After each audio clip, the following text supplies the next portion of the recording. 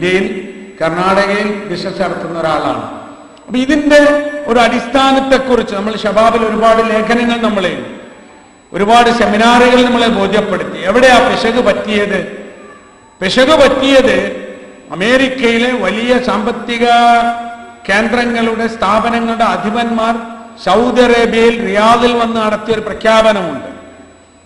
അതായത് പുതിയ സാഹചര്യത്തിൽ വലിയ വലിയ ബാങ്കുകളും കമ്പനികളും ധനസ്ഥാപനങ്ങളും തകർന്നു വീഴുമ്പോൾ അതിനെ രക്ഷിക്കുവാൻ വേണ്ടി രാഷ്ട്രം വൻ പരിശ്രമം നടത്തുമ്പോൾ ലോകത്തിന്റെ വിവിധ ഭാഗങ്ങളിൽ വളരെ അടുത്ത കാലത്തുണ്ടായിട്ടുള്ള ഇസ്ലാമിക് ഫിനാൻസ് സ്ഥാപനങ്ങൾ പിടിച്ചു നിൽക്കുന്നു എന്ന വാർത്ത വന്നപ്പോൾ അതിന്റെ കാരണം അന്വേഷിച്ചുകൊണ്ടും അതിന്റെ ബേസ് എന്താണ് എന്നറിയാനുമാണ് അത്രയും വലിയ ആളുകൾ റിയാദിൽ വന്നത്.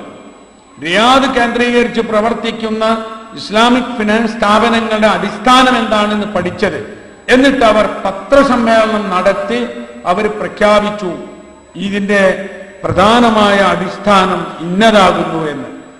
ഇന്ത്യയിൽ പ്രധാനമന്ത്രി 2 കമ്മിറ്റികളെ നിശ്ചയിച്ചു. ഇന്ത്യയിൽ ഇസ്ലാമിക ധനസ്ഥാപനങ്ങൾ തുടങ്ങുന്നതിന്റെ പ്രസക്തിയെക്കുറിച്ചും ആവശ്യകതയെക്കുറിച്ചും സാധ്യതയെക്കുറിച്ചും പഠിക്കാൻ വേണ്ടി ആ കമ്മിറ്റികൾ പ്രധാനമന്ത്രിക്ക് റിപ്പോർട്ട് കൊടുത്തു. ഇസ്ലാമിക് ഫിനാൻസ് സ്ഥാപനങ്ങൾ ഇന്ത്യയിൽ ആരംഭിക്കാവുന്നതാണ് എന്ന്. 400ഓളം ഇസ്ലാമിക് ബാങ്കുകളുടെ കീഴിൽ ബഹ്റൈനിൽ വെച്ച് കഴിഞ്ഞ വർഷം ഒരു ഇസ്ലാമിക് ഫിനാൻസ് കോൺഫറൻസ് ഉണ്ടായിരുന്നു, ഇന്റർനാഷണൽ കോൺഫറൻസ്. അതിൽ പങ്കെടുത്ത മലേഷ്യയിലെ റിസർവ് ബാങ്കിന്റെ ഗവർണർ അദ്ദേഹം പറഞ്ഞത് മലേഷ്യ ബേസ്ഡ് ആയിട്ടുള്ള ഇസ്ലാമിക് ഫിനാൻസ് സ്ഥാപനങ്ങൾ ബാങ്കുകളിൽ പണം നിക്ഷേപിക്കുന്ന 60% ആളുകൾ മുസ്ലിങ്ങളല്ലാത്ത പ്രത്യേകിച്ചും ചൈനീസ് വംശജരായ ആളുകളാണ്.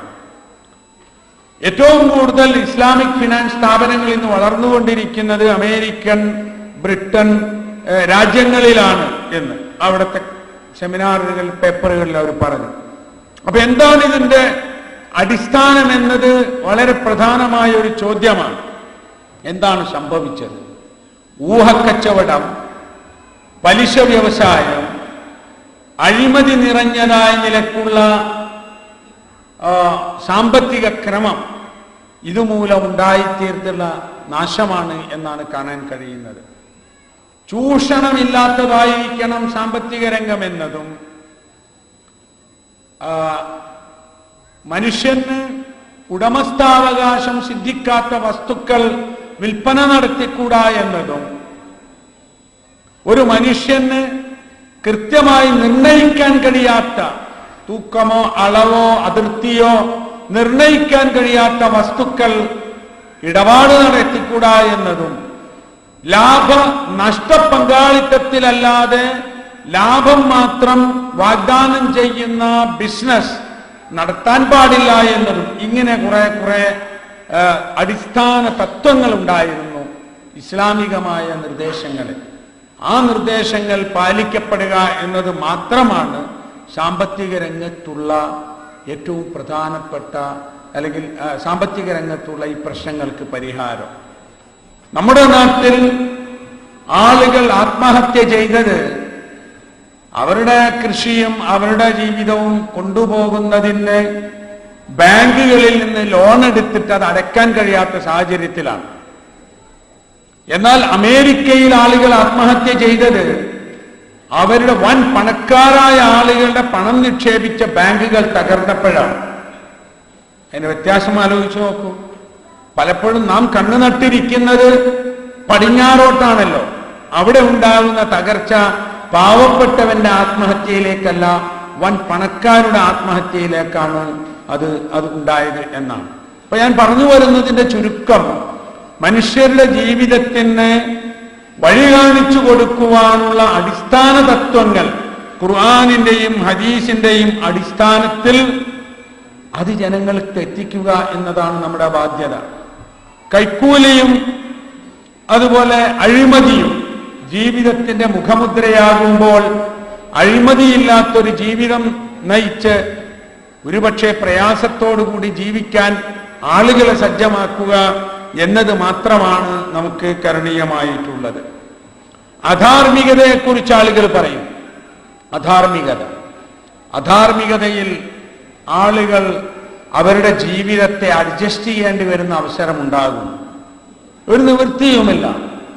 നമുക്ക് നമ്മുടെ ജീവിതം വളരെ വലുതാണ്, നമ്മുടെ ഭാവിയും. നാം ജീവിക്കുന്ന സാഹചര്യം അവഗണിക്കാനും വയ്യ. ഈ സാഹചര്യത്തിൽ ദീനിന്റെ കൂടെ ഉറച്ചു നിൽക്കുവാനുള്ള യഖീൻ, ഈമാൻ, തവക്കുൽ, സബർ, തഖ്വ ഇത് നേടിയെടുക്കാൻ കഴിയാതിരിക്കുമ്പോൾ നാം അഡ്ജസ്റ്റ് ചെയ്യുന്നത് എപ്പോഴും ദീനിനെ ആയിരിക്കും. ദീനും ജീവിത സാഹചര്യങ്ങളും തമ്മിൽ ഏറ്റുമുട്ടുമ്പോൾ ജീവിതത്തെ ദീനിലേക്ക് കൊണ്ടുവരിക എന്നത് മാത്രമാണ് പരലോകത്ത് രക്ഷപ്പെടാനുള്ള മാർഗമെന്ന് നമുക്കറിയാം. എന്നാൽ ഈമാനിന്റെ ദൗർബല്യം മൂലവും ഭൗതിക താല്പര്യങ്ങളിൽ നാം മുഴുകിപ്പോകുന്നത് മൂലവും നമ്മൾ പലപ്പോഴും ദീനിനെ അഡ്ജസ്റ്റ് ചെയ്ത് ദുനിയാവിനെ ശരിപ്പെടുത്തുന്ന പ്രവർത്തനത്തിലെത്തുന്നു. നമസ്കരിക്കാൻ കഴിയാത്ത തരത്തിലുള്ള ഒരു ജോലിയാണെങ്കിലും ശമ്പളം വലിയതാണെങ്കിൽ നമസ്കാരം വേണ്ട എന്ന് ചിന്തിച്ചാൽ, ഇസ്ലാമികമായ വസ്ത്രധാരണം സാധ്യമല്ല ഒരു ജോലി ചെയ്യുമ്പോൾ, ഒരു കോഴ്സിന് പഠിക്കുമ്പോൾ എങ്കിൽ എനിക്ക് അള്ളാഹുവിന്റെ തൃപ്തിയാണ് വലുത്, മറ്റുള്ളത് അതിനേക്കാൾ താഴെയാണ് എന്ന് വിചാരിക്കാൻ നമുക്ക് സാധിക്കാതെ പോവുകയാണ്. ഇടപാടുകളും ജീവിത രംഗങ്ങളിലും ഒക്കെ അത് കാണാൻ സാധിക്കും. ഇന്ന് നാട്ടിൽ വളർന്നു വരുന്ന ഒരു ജീവിത ശൈലി പൊങ്ങച്ചത്തിന്റെ ശൈലിയാണ്. പൊങ്ങച്ചം ജീവിതത്തിന്റെ ഭാഗമായി മാറുന്നു. ആർഭാടവും ധൂർത്തും പലപ്പോഴും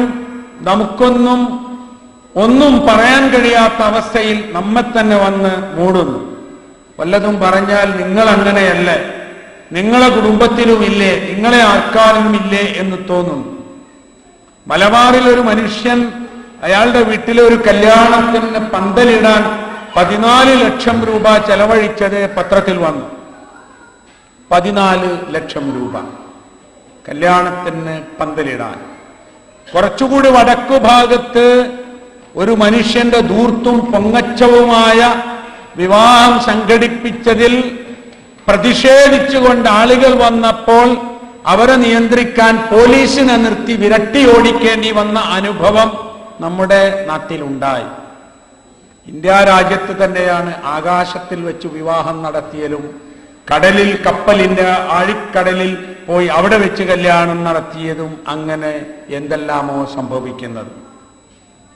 നമുക്ക് ലാളിത്യമാണ് വേണ്ടത് എന്ന് ആളുകളെ ഉപദേശിക്കുവാൻ യോഗ്യരായ ആളുകളില്ലാതെ പോകുന്നു. ലാളിത്യത്തെ പറ്റി പറയാൻ എനിക്ക് കഴിയില്ല എന്ന് എനിക്ക് തോന്നുന്നു. കാരണം ഞാൻ ലാളിത്യത്തിലല്ലല്ലോ എന്ന്. എല്ലാവരും അങ്ങനെയായി വരുമ്പോൾ പിന്നെ പൊങ്ങച്ചം എന്ത്, ധൂർത്ത് എന്ത് എന്ന് പറയാൻ കഴിയാതെ അവസ്ഥയുണ്ടാകും.